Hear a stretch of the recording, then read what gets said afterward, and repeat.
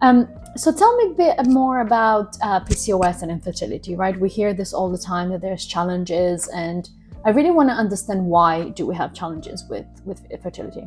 Yes, of course. First of all, I want to start with saying, if you have PCOS, it might present some unique challenges, but it absolutely is possible to get pregnant, to get pregnant naturally, to have a healthy pregnancy and have a healthy baby in the end of it. And I actually came across the research which says by the end of their reproductive lifespan, women with PCOS tend to have as many children as women without PCOS. So it might take them longer. There might be a few challenges on the way, but they end up actually having babies and having as many babies.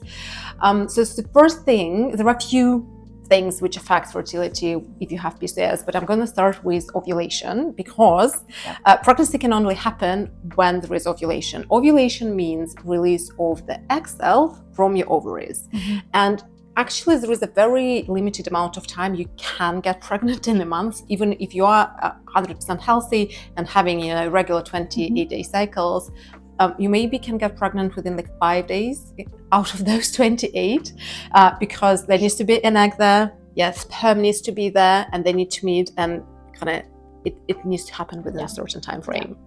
And women who have regular cycles, they tend to ovulate more often, even though not every cycle, even in somebody who menstruates regularly, is going to be ovulatory. Sometimes women just skip ovulation, and still have menstruation, so it's not abnormal at all. But what is challenging for women with PCOS, they tend to have irregular periods and sometimes very long periods, when there is no menstruation, and it makes predicting ovulation very challenging. I just want to go into a bit of detail about ovulation. So in the standard 28-day cycle, we say that first 14 days are kind of like preparing the eggs, and then it's being released, and then it's called luteal phase, the second phase of the cycle.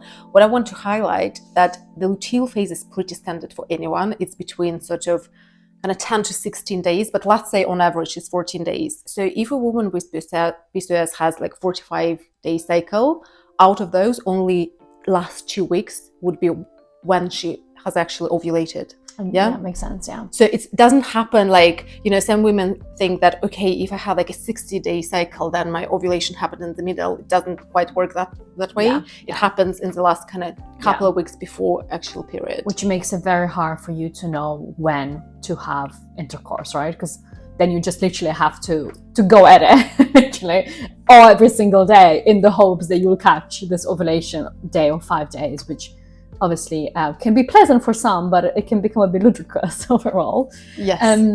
How does our increased level of androgens specifically, of course androgens impact your ability to ovulate to begin with, but you might ovulate and still have some high androgens. How does that impact your ability? So unfortunately androgens impact development of the follicle. So it's actually